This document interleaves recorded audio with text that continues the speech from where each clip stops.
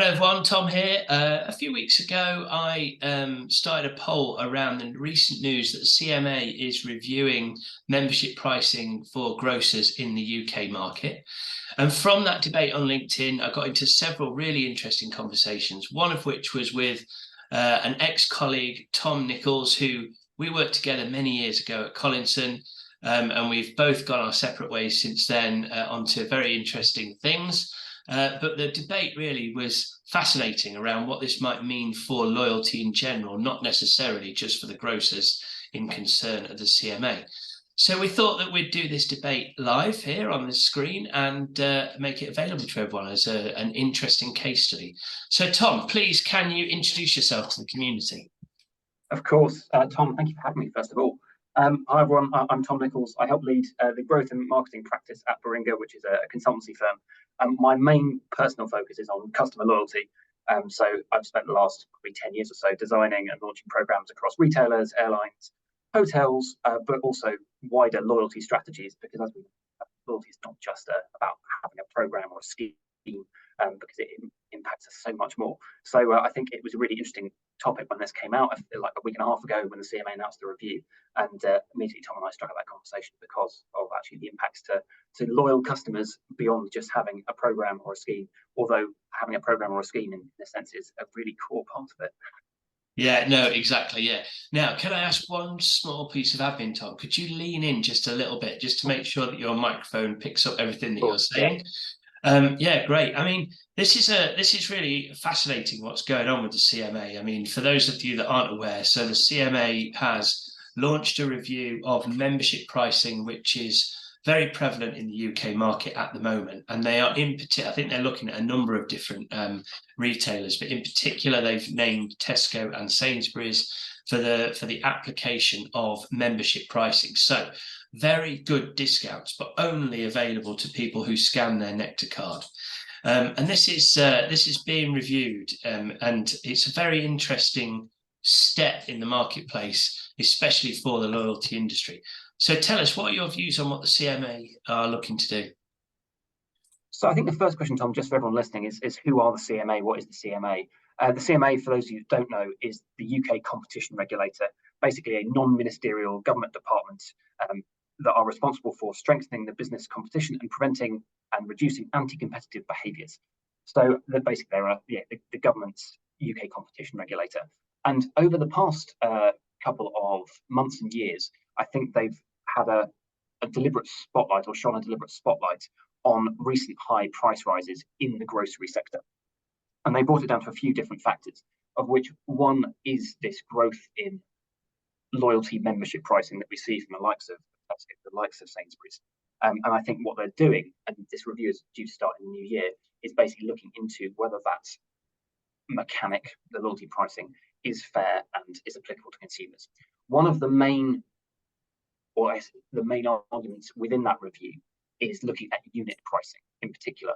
And actually, historically, I think it was Which magazine that came out with this initial investigation, actually saying it was very unclear to consumers how much, for instance, if you're buying tomatoes or broccoli, you typically see it's 32 pence per 100 grams or whatever it might be. Actually, then when you apply a loyalty discount to that, there is a separate unit pricing, which is a discount, which is really unclear to consumers when you're trying to compare prices. Yeah, and I see that. There is a thing about clarity, isn't there? But really, I think the way that I've read it from what I've read about CMA is that this feels like it's about fairness. Is this fair for all consumers? You know, if you are loyal to that store, but not for whatever reason, maybe you just don't want to share your data, or for whatever reason, if you're not a member, then you don't get those discounts. And those discounts were previously available to everybody. Exactly. And I think, as far as I'm aware, and I think it's probably worth saying, neither of us are lawyers. We're not. No, definitely not. Not legal advice. And we're not going to comment on the CMA's review itself. It's more, I guess, the concepts within it. But the idea of fairness is important. And one of the other things they bring out is also the ability to sign up to such a program, such a scheme. I think one of the barriers that we might see is that you are required to have an email address or a phone number to sign up to the likes of Nectar, the likes of Tesco Clubcard. And Mm. actually, as you say, that means that some of the consumers are not able to access these discounts. And so there is Yeah. a fairness around that I think they want to look at, want to make sure that it's fair to consumers and it's not artificially driving long-term behaviors that are different in a certain set of consumers. Yeah, absolutely. Yeah, that's really interesting.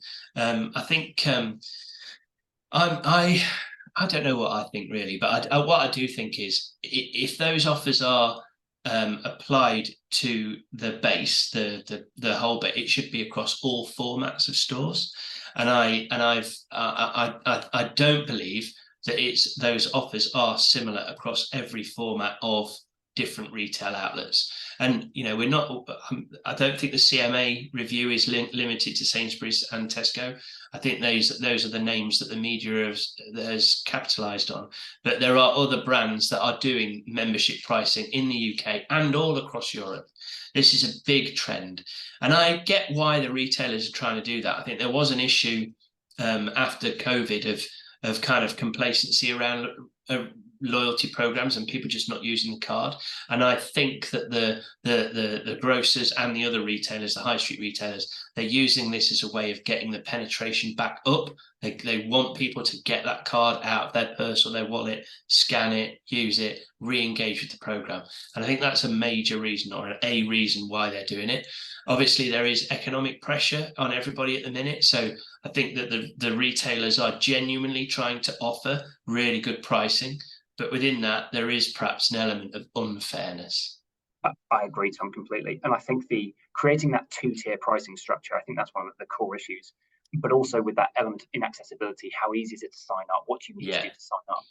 I think that while they're trying to make it seem fair to customers, obviously in a cost of living crisis, but actually the increase in price rises historically has meant this is a reason for the CMA to explore it.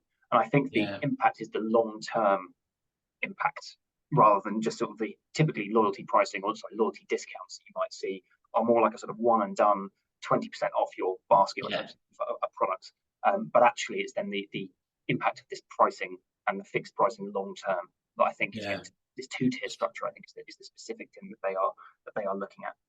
Yeah, understood. So, I mean, what does this mean for other industries? I mean, for me, membership pricing has been around for decades in other industries. So you look at the airlines and hotels, specifically airlines and hotels, they've been doing member pricing for a long, long time. We've now got it in cinemas and even in coffee shops and in all sorts of walks of life. Loyalty benefits, pricing has become part of that loyalty benefit. So, we don't know what the CMA review is going to mean for these businesses, and the CMA review is only to the certain industry, right? But what are your views on what this might mean for the long term? I think I'll be honest, I'm not sure we're able to comment on what they're going to come out with, what the impact is going to be from the review, and I honestly don't know what impact it will have on other sectors because this is a very targeted review of the grocery sector. But it's a very fair point that membership pricing does exist in other sectors. As you say, and I think while it is not for us to speculate, I think there are probably a few things we might want to have a think about. If you're a grocer who implements membership pricing already, have a think about actually if this review does turn out that it's an anti-competitive behaviour and they effectively stop membership pricing. What does that mean to your program design going forward? How can you still engage your customers through fairer mechanics? It's still by using discounts and offers as you would do in a typical program. Actually, if you need to start thinking about that now, we both know as loyalty professionals how long it takes to design and launch a program, up to a couple of years. So actually, this review might last 5 years. They might have some predictive findings in a couple of years' time. But actually, when that comes out, we should probably be on the front foot to be able to say, well, this is where we're going to go with the program. You then look at other sectors, I think, and we do see membership pricing in other sectors. And I don't know what the review is going to say, of course, and it's not for us to speculate. However, it will be, I think one thing that we don't do enough in our industry when we look at customer loyalty is actually engage lawyers on it from that perspective. There's a growing trend in consumer protection. You look at various lawsuits and regulations that have come in across the different sectors. Even last weekend, we saw a 3.3 billion class action, I think it was, against the likes of Vodafone.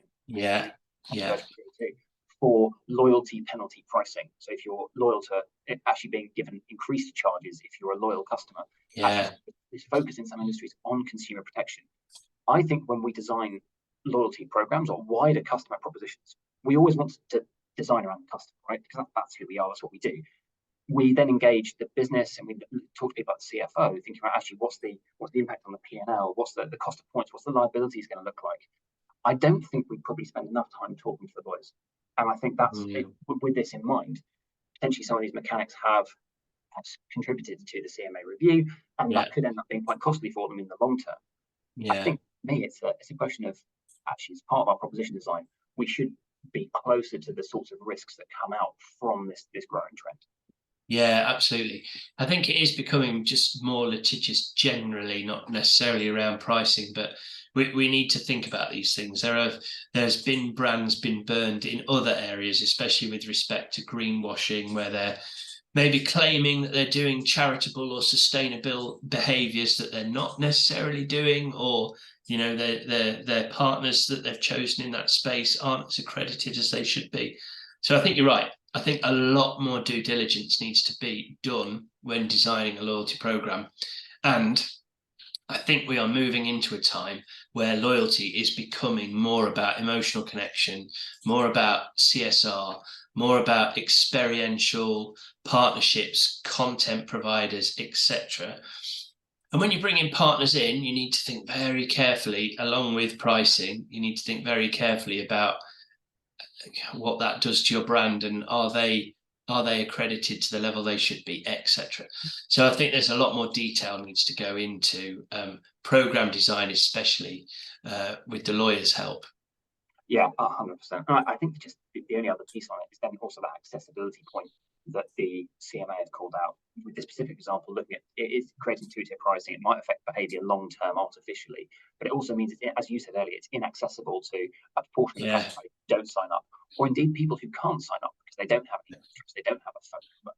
I think making sure that it's accessible to all customers, and potentially with a view of potentially vulnerable customers as well, much like you have to think about in the financial sector where it's more regulated, that is something we should definitely put front of mind as part of designing a program, but also the sign-up approach and the accessibility structures and the different journeys that are in place to cater for a wider market going forward. Again, it all comes back into proposition design and really good customer-centric service design, but involving the right people from across the business to make sure it ticks all the right boxes. Yeah, no, absolutely.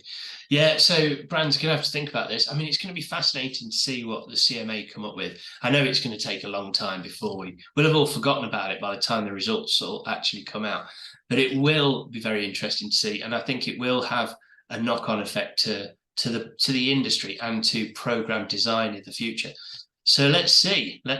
We anticipate some interesting findings, I think. Oh, 100%. It's something that we will keep a close eye on. It'll be a bit of a slow burn, but I think it is going to have a big impact on the way that we do design programs in future. Yeah, absolutely. Well, listen, thank you very much for your time. A really interesting conversation. We're going to put this out now and see who's interested. I'll put your contact details in. People can make contact if they want to talk to you more.